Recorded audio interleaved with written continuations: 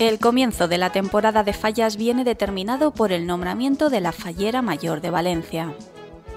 Este año podemos decir sin temor a equivocarnos que los trajes de la Fallera Mayor han marcado la tendencia de los colores que más se van a solicitar en la temporada que da inicio.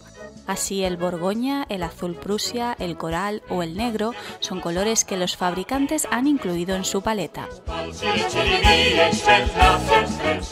En cuanto a los tejidos más demandados, podemos destacar los brocateles de seda natural enriquecidos con un metal y remarcados con una trama negra.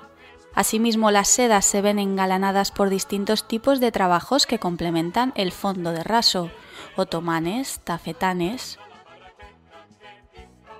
En las combinaciones de tramas destacamos los engamados en la línea de los cremas celestes y grises que resaltan mucho sobre fondos oscuros.